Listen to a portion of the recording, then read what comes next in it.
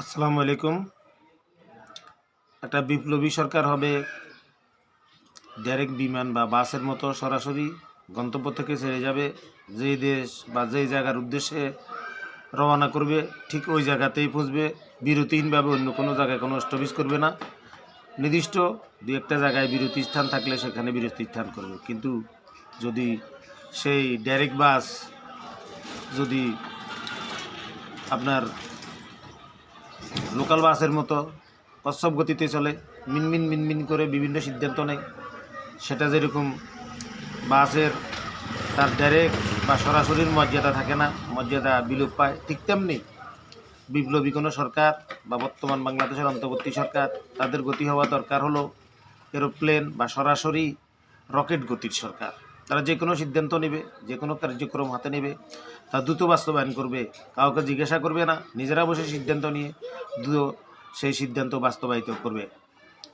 এই অন্তর্বর্তী সরকারের প্রথম কাজ ছিল রাষ্ট্রপতি চুপ্পুকে সাথে সাথে বহিষ্কার করে দেওয়া।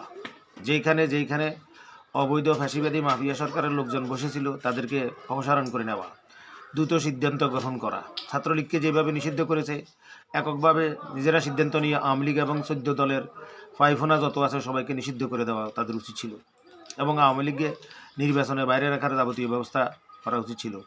জনগণের বিশাল ম্যান্ডেট নিয়ে ছাত্র জনতা যে বিপ্লব করেছে, বাইরের অন্য কাউকে তোয়াজ করে বা কারো থেকে জিজ্ঞাসা করে বা কোনো দল বা ব্যক্তির থেকে পরামর্শ নিয়ে কোনো সিদ্ধান্ত গ্রহণ বাস্তবায়ন কোনো অন্তর্বর্তী বা বিপ্লবী সরকারের জন্য সমীচীন নয় বা মানায় না। একই সাথে সংবিধান সংশোধন, নির্বাচন কমিশন সংস্কার এবং নতুন নির্বাচনী বিধিমালা প্রণয়ন সহ যাবতীয় সব কার্যক্রম ত্বরিত গতিতে করা উচিত ছিল। দেশের ভিতরে যে কোনো আচার বিচার, যে সমস্ত সন্ত্রাসী কার্যক্রম, এগুলোতে দ্রুত দমন করা, সেনাবাহিনী সহ অন্যান্য বাহিনীর সহযোগিতা নিয়ে অন্যান্য বাহিনীগুলোকে দ্রুত সংস্কার আওতায় এনে পুনর্গঠন করে নেওয়া উচিত ছিল। এগুলো বিপ্লবী সরকারের বিপ্লবী গতিতে হয়নি, কচ্ছপ বা ধীরগতিতে হয়েছে, লোকাল গতিতে হয়েছে। সাংবাদিক ইলিয়াস হোসেন, কনক সারওয়ার এবং ভট্টাচার্য যে সমস্ত কথাগুলো বলতেছে, কবি সময় শফিউল্লাহ নোমান সহ, তাদের কথাগুলো শোনা উচিত ছিল। ইসকন প্রথম ধাপে যদি নিষিদ্ধ করে দেওয়া হতো তাহলে ইসকনের এত বড় স্পর্ধা হতো না। একজন মুসলিম আইনজীবীকে হত্যা করা, দেশে গোলযোগ দাঙ্গা হাঙ্গামা সৃষ্টি করার পায়তারা করা, চিন্ময়, কৃষ্ণদাস, শ্রীপাদ প্রভু এমন কেউ নয় যে তাকে নিষিদ্ধ করলে বাংলাদেশ বা পৃথিবী উল্টে যাবে। যেখানে ভারত মসজিদ ভেঙে ফেলেছে, মুসলমানদের বাড়ি করে আগুন লাগিয়েছে, তারা আজকে আমাদেরকে শোনায় সাম্প্রদায়িক সম্প্রীতির কথা।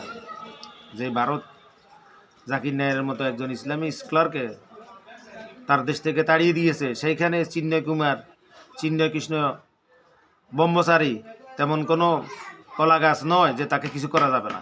এটা অন্তর্বর্তী সরকারের দুর্বলতার কারণে সমস্ত সমস্যাগুলো সৃষ্টি হচ্ছে।